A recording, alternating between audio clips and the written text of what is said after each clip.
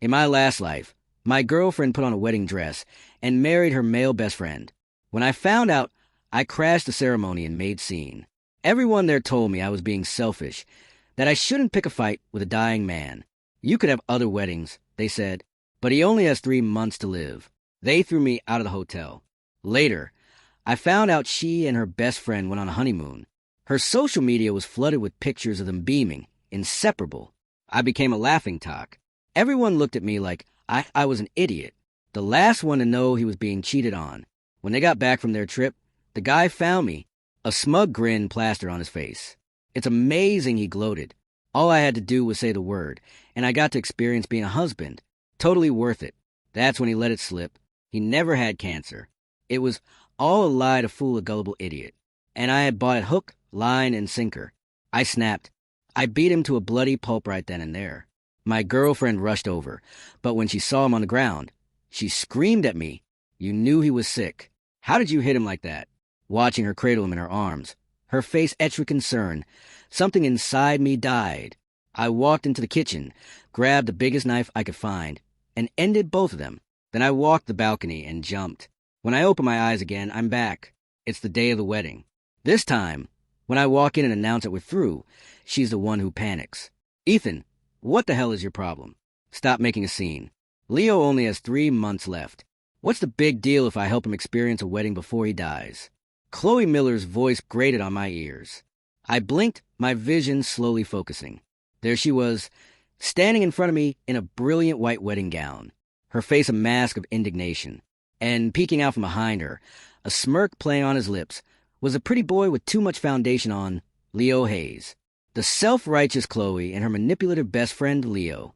I was back, reborn, and I'd landed on the exact day of their wedding. What a coincidence. No problem at all, I said with a smile. I'm just here to wish you two the best, and maybe grab a drink while I'm at it. Last time, I'd screamed and fought to get her back, only to be thrown out by her and her family. After that, the happy couple took off on a trip to Europe on my credit card, of course. A new life, a new rule, no more relationships. Being a player sounded so much better. Everyone knows the simp gets screwed. My calm response caught Chloe completely off guard. The other guests were just as stunned. They all knew I was her actual boyfriend. A jealous rage would have been a normal reaction, but this casual acceptance. Panic flickered in Chloe's eyes, but she quickly covered it with a brittle anger. Ethan, stop being so passive-aggressive. This is happening. Leo and I are getting married today. Why would I be upset? I couldn't be happier for you, too, I said, raising a glass of champagne from a nearby table. Here's to a lifetime of happiness. May you two be locked together forever, so you can't ruin anyone else's life. I drained the glass in one go, set it down with a soft click, turned, and walked out of the ballroom without looking back. Make some noise. The DJ's voice boomed through Club Onyx. Tonight's on Ethan Vance. The crowd roared, a wave of sound that threatened to blow the roof off the building. 90% of the women in the place immediately locked their eyes on the prime VIP booth by the stage where I was sitting. In that moment, I was the king of the world. Hell yeah, I shouted over the beat. This is what living is all about. I grabbed a thick stack of hundreds from the table, stood up, and made it rain over the dance floor below. The energy in the room surged, reaching a fever pitch. Under the cover of the chaos, I slipped out the back, leaning against my new Lamborghini. I took a deep breath of the cool night air. A moment later, I saw a woman in high heels stumbling out of the club running toward me. If I remember correctly, she was one of the promoters, a bottle girl. Ethan, she said, her voice a little breathless. Yeah, I replied, a playful smirk on my face. I don't want to struggle anymore, she said, looking down at her feet, a blush creeping up her neck. Her name was Lily. I tilted my head toward the passenger door. Get in. Okay, she answered without hesitation. In the passenger seat, Lily's cheeks were flushed. She told me she was a student at the nearby music conservatory working at the club to pay her tuition and help out her family. A good girl. Try make ends meet. I nodded, feeling a strange sort of appreciation as I pulled away from the curb and headed for the nearest five-star hotel. The next morning, we were jolted awake by a ringing phone. Hello, Ethan. Why did you cancel my credit card? The moment I answered, Chloe's furious voice drilled into my ear.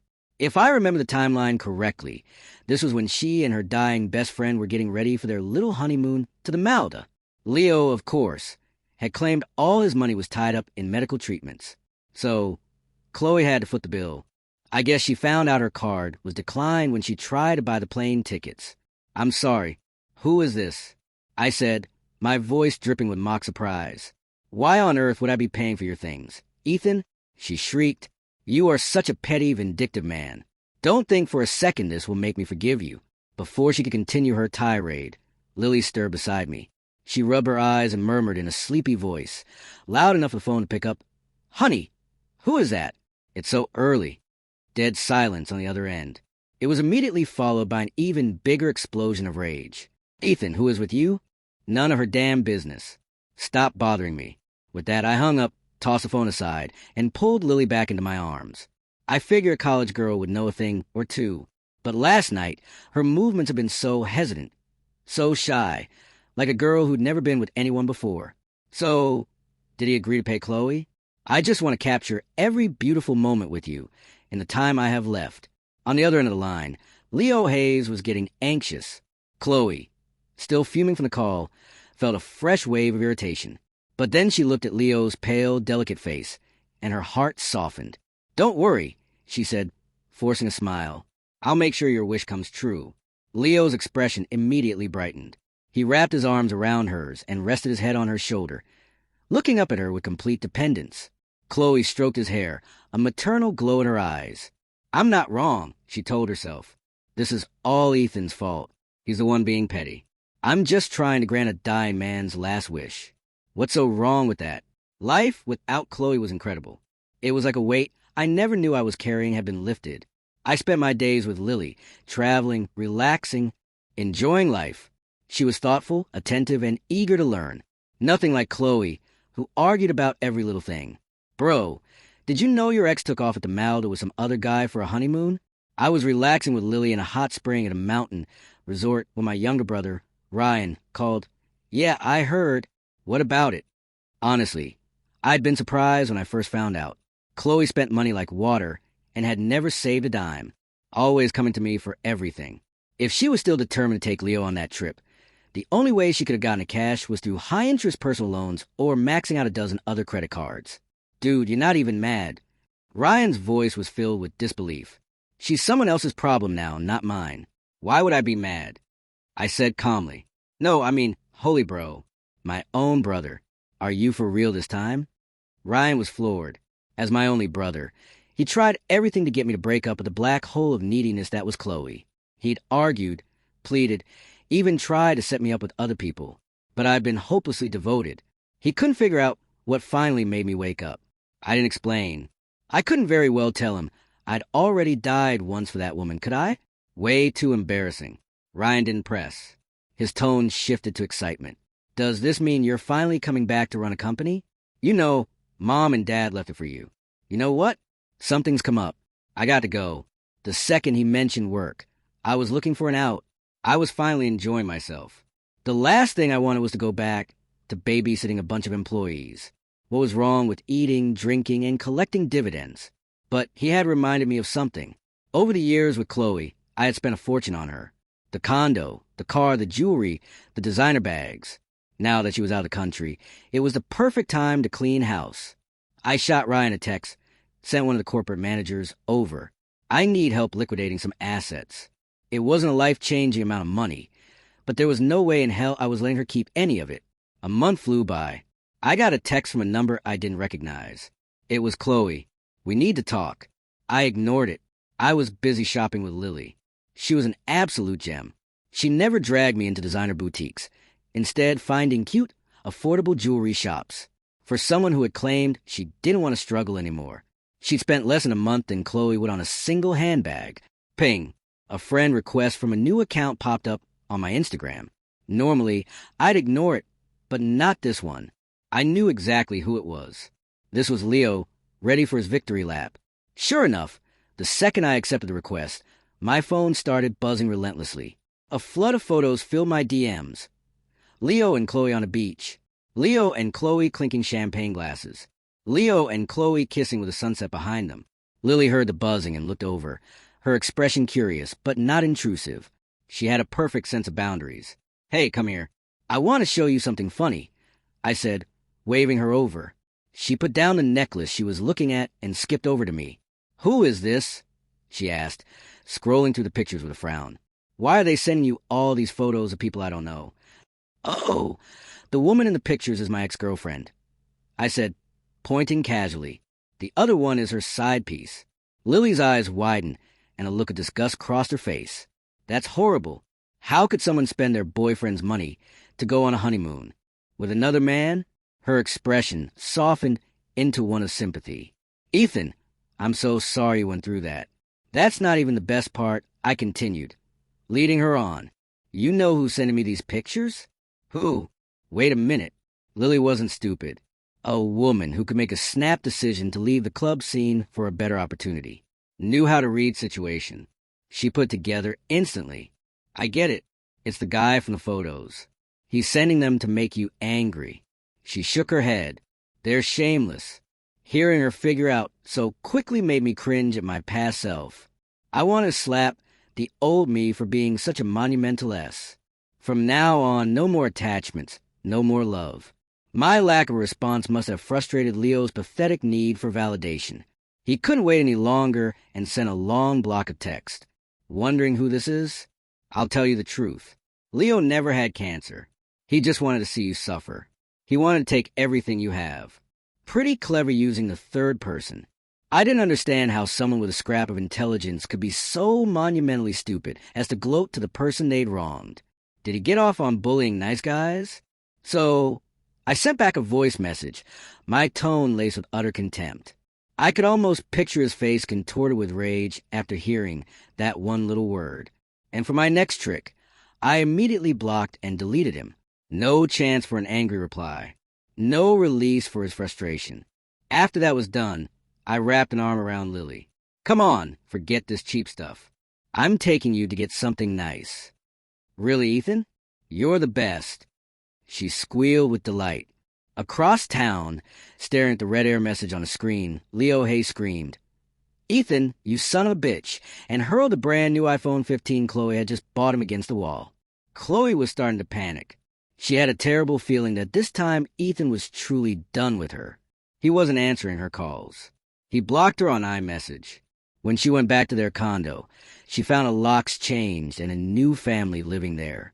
All of her belongings were piled in cardboard boxes by the curb like trash. She had no choice but to rent a cheap, grimy room in a motel. To make matters worse, Leo was being a total brat. The iPhone 15 she'd taken on a loan to buy for him, he'd smashed it in a fit of pique.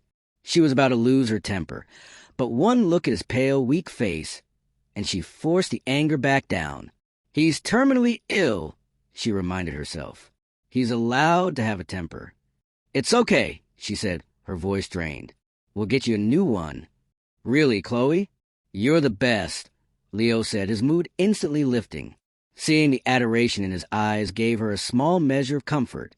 She patted his head. "You must be hungry. Let's clean up and go out to eat." "Okay." Leo cheered, rushing to the bathroom. He showered, put on a new designer outfit she'd bought in the Malda, and doused himself in cologne. "Chloe, how about the Sovereign?" he suggested. "Sounds good," she nodded. "Ethan, this place looks really expensive. Maybe we should go somewhere else. I know a great food truck park with amazing barbecue." Lily was on cloud nine. Ethan had spoiled her all day. They'd gone to an amusement park, and he bought her the latest Louis Vuitton bag. She felt a little guilty and wanted to treat him to dinner. But as she stood outside the towering entrance of the Sovereign, she was terrified her card would be declined. What's the big deal? Come on. I had no idea what was going through her head. All I could think about was how many times I brought Chloe here, and not once did she ever thank me.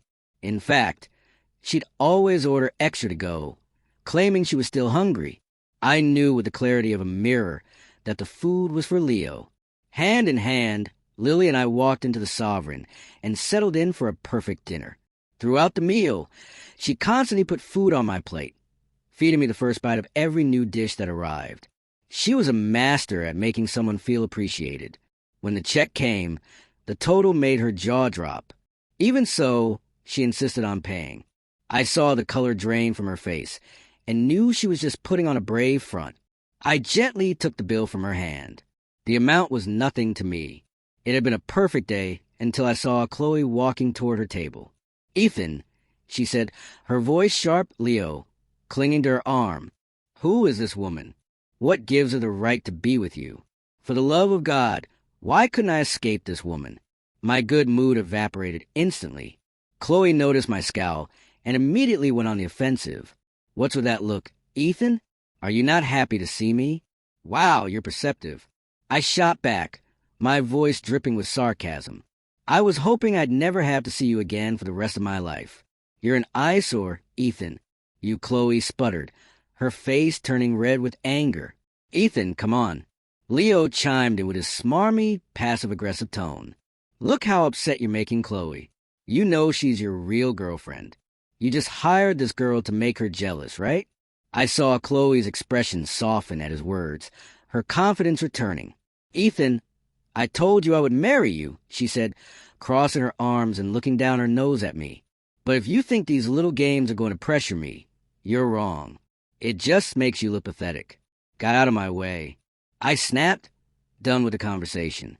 I pushed past her, caught off balance. Chloe stumbled and hit the corner of a nearby table, crying out in pain and clutching her side. Leo saw his opening. A flicker of satisfaction crossed his face before he rushed forward to play the hero. "Ethan, don't you?" He barely laid a hand on my shoulder before I spun around and kicked him square in the chest, sending him flying backward onto the floor. I was talking to her. "Not you, you little worm." I sneered, looking down at him. "You look like you'd blow your load before you even got the wrapper off by now." The manager was rushing over, drawn by the commotion. "From now on," I said, my voice cold and clear, "these two are banned. Them and any dogs they bring with them. Got it?" "Yes, boss. Absolutely." The manager stammered, wiping sweat from his brow. As I walked away with Lily, I heard the manager barking at two security guards. "Get them out of here and make sure they pay their bill first." Once we were outside the Sovereign, Lily's face was flushed, her eyes shining with adoration. "Wow, Ethan," she breathed. "That was so hot." "Oh, yeah, I could be even hotter. Want to see tonight?" I teased with a wicked grin. Lily's eyes went wide, and she immediately started waving her hands in protest. No, I can't, Ethan. I'm exhausted. Find someone else to torture. I can introduce you to my roommate. She's really pretty." "Nope, I only want you. We're going to the hotel now." I turned the wheel, pointing the car to her destination. Just then, a FaceTime call from Ryan popped up on the screen. "Holy crap, bro. I heard you beat up your ex at our restaurant." "She's not my ex, don't call her that." I corrected him sharply. "Sorry, bro. My bad. My mouth runs away with me," Ryan said, and on screen, I saw him playfully tap his own cheek a couple of times. I wasn't really mad. "Whatever. What's up? Is it for real this time? You're really done with that woman?" he asked, needing to be sure. "Yes, it's real. You asked me that last time." "Next topic," I said, focusing on the road. Lily held the phone for me. "All right. Fine. Good riddance. Okay, so about that thing you had me look into. I found it. There's definitely something up with that Leo guy. My parents had died when we were young, and as the older brother, I'd always had Ryan's respect. He knew I wasn't in the mood to rehash the drama with Chloe, so he cut right to the chase. According to Ryan's research, back when I was missing after the accident that killed our parents, they had heard about a boy in an orphanage who looked a lot like me. They seriously considered adopting him, but ultimately decided against it. Eventually, through a massive effort, they found me, and later, Ryan was born. That boy they almost adopted. It was Leo Hayes. For years, he had been plotting, trying to get close to me, even befriending Chloe as part of his scheme. His goal was to steal back the life he felt I had stolen from him. "Ethan, that Leo guy is a psychopath." Lily blurted out from the side, unable to contain herself. She'd gotten a gist of my history with Chloe over the past month, but had always been smart enough not to interfere. This, however, was too much for her to stay quiet about. She just couldn't comprehend how someone could be so delusional. You think only a psycho could come up with a plan that childish? I scoffed. Then I spoke to Ryan through the phone. Do it. Fire every single one of Chloe's relatives that she got jobs for at our companies. I want them all gone by morning. Not a single one left. You got it. Bro, consider it done, Ryan said with relish. I hung up. I knew a lot of people wouldn't be sleeping tonight, Chloe included. I was going to make them all understand a simple truth. Their pathetic little schemes meant nothing in the face of real power. Sure enough, 10 minutes later, my phone rang. An unknown number. It had to be Chloe. I motioned for Lily to decline the call. They called back immediately. She declined it again. They called back again. Who else could be this persistent? I finally just turned my phone off. I turned to Lily, putting on my most pitiful expression. Oh no, Lily Bear. What are we going to do? I'm so broke now. I can't even afford a hotel room. Lily's face turned bright red. She looked down shyly and mumbled, It's okay. I'll pay Ethan. I have money. I never thought I'd be the target of an online mob, and the person who sicked them on me was none other than that Chloe Miller. Please, everyone help me. My boyfriend left me. He cheated on me with another woman, and while I was gone, he sold the home we shared. Now I'm homeless, living in a cheap motel. Ethan, this woman is disgusting. Lily fumed, watching the TikTok on my phone. She's the one who cheated, and now she has the nerve to play the victim. She wouldn't stand for anyone talking bad about me. The worst part was a video was trending. It was everywhere. The comments were a tidal wave of outrage directed at me. Apologize. This scumbag doesn't deserve to be happy. Someone called the cops on him. He illegally sold their shared assets. Let him rot in jail. I know him. His family owns a sovereign. Everyone boycott his businesses. Run him into the ground. Reading the comments, even Lily started to panic. These people are crazy. What if this actually hurts your family's company? Don't worry, I said with a confident smile. Watch me work. I pulled her close. Come on, babe. Let's make a video. Lily thought I was just trying to document our day and happily played along. After we shot a quick, glamorous clip of us laughing on a yacht, I posted it to my own account with simple caption, Unbothered. Lily's jaw dropped. Ethan, why'd you post that? I just grinned. What? Don't want to be my little movie star. She shook her head frantically. No, that's not it. But now everyone is going to attack you. I casually set my phone down. That's the whole point. It worked exactly as I planned. In less than half a day, my account gained over 1 million followers. The likes, comments, and shares were on par with a major influencer. I was infamous nationwide. Seizing the moment, I went live every day, all day. I didn't sell products. I didn't ask for gifts. My only content was flexing my relationship with Lily. We broadcasted from wherever we were. Fancy restaurants, private jets, exclusive parties. The only time the stream stopped was when we were sleeping or in the bathroom. I became the sole target of everyone's hatred. The mob stopped trying to organize boycotts of the sovereign. They were too busy flooding my live stream chat with insults. The few comments that mentioned the businesses I had my moderators delete instantly. This went on for a solid week. The initial firestorm of rage slowly began to fizzle out. Even my most dedicated haters were running out of steam. They called me shameless, thick-skinned, a man who couldn't be insulted. Most importantly, because I wasn't trying to monetize my infamy, they had no leverage. I was just a rich guy living my life, and I was doing it all just to piss them off. They couldn't find a single weakness to exploit. On the 8th day, things finally shifted. Ethan, we need to talk. Chloe blinked first. She posted a public video. Her tone much more subdued. I knew what she was thinking. Internet fame is fleeting. If she wanted to resolve this, the window was closing. Honestly, Chloe could have easily pivoted and become an influencer, leveraging the drama to build a career. But I knew her better than that. She was used to a life of effortless luxury, a life I had provided. The grind of being a content creator was far too much work for her. And even if she did try, I had a dozen ways to make sure she'd fail spectacularly. She wasn't going to build a career off my back after we'd broken up. The time was right. Okay, my one-word public response was like gasoline on a dying fire. The internet exploded again. Everyone was on the edge of their seats, waiting for the next chapter. I'm sure they were all expecting a dramatic confrontation where Chloe would finally take down the villain. I wasn't worried. I had nothing to fear. We agreed to meet at a Starbucks in the city center. I had Lily go inside ahead of time, phone ready. The moment I arrived, she was to start the live stream. When I walked in, Chloe was already there waiting. But the ever-present Leo was nowhere in sight, my guess. He realized she had no more value to exploit and had simply vanished. A shame. It was a problem a blind man could see. But Chloe was completely oblivious.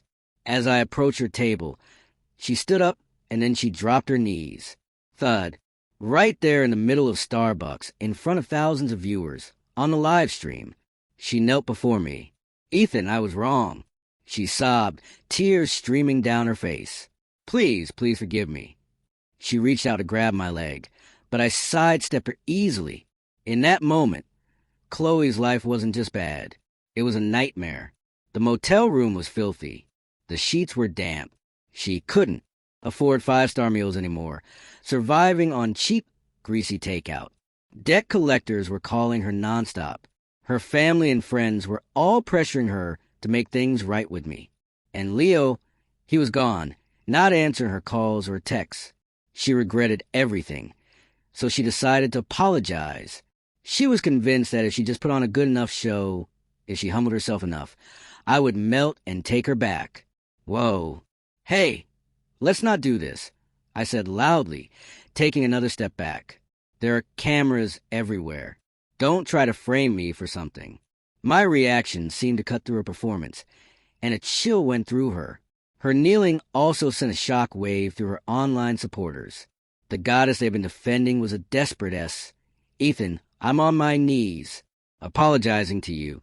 What more do you want? She cried, the desperation in her voice real this time. You say that like I'm some kind of villain bullying a poor, helpless victim, I said with a dismissive shrug. The casual indifference in my tone seemed to break something in her. The performance was over. She slowly pushed herself up on the floor, her eyes filled with a cold fury. Are you trying to drive me to my death? I ignored her, instead catching the eye of a barista who was watching the drama unfold. Can I get a black coffee? No ice, I said, then walked over to an empty table and sat down. I don't know what signal she thought I was sending, but she followed me and sat down opposite me. Her tone shifted, becoming low and businesslike. If you give all my relatives their jobs back, I can let this all go. We can get back together, get married, just like we planned. If you don't, she hissed, I'll burn everything to the ground. You and me both. I took a slow sip of my coffee and spread my hands. By all means, let the show begin. Chloe stared at me completely stunned. What? What did you say? I finished my coffee and set the cup down with a definitive click. Since you're not talking, allow me. I reached into my jacket pocket and pulled out a folded piece of paper, a speech I had prepared. I cleared my throat, a hymn for the 4 years we were together. I brought you breakfast every morning. I gave you a $10,000 allowance every month on time and a credit card with no limit. Every birthday, every holiday, you got designer bags and jewelry. Your relatives, every last one of them who needed a job, from the teenagers to the retirees. I put them on my company's payroll. Hell, even your family dog was getting a pet food stipend. You told me we were soulmates. You swore you would never marry anyone but me. But then you put on a wedding dress and married another man. Am I wrong? I asked, my voice dangerously calm. Chloe was getting impatient. I can't believe you kept a list. I was going to marry you eventually. Weren't you supposed to do all that for me? Supposed to? I almost laughed. Instead, I slammed my hand on the table, the sound echoing through the quiet cafe. I stood up, pointing a finger at her. What? You think you're lying with gold down there? I spend hundreds of thousands of dollars a year on you, and you turn around and wear a wedding dress for someone else. Do you have any idea what a wedding dress is supposed to mean? I roared, my voice rising. I'm asking you, what does it stand for? It stands for purity and sanctity. It stands for love and loyalty. It stands for a new beginning, for hope, for grace and dignity. It is not a damn costume you get to wear to play charity worker. Spending my money while you give your heart to someone else. My words hit her like a physical blow. She just stood there stunned in silence, her face pale and her mouth hanging open. I didn't give her another glance. I called out to Lily, who was still filming from across the room, and we walked out of the Starbucks together, leaving Chloe standing alone in the ruins of her life. I knew that after today, there wouldn't be a corner of the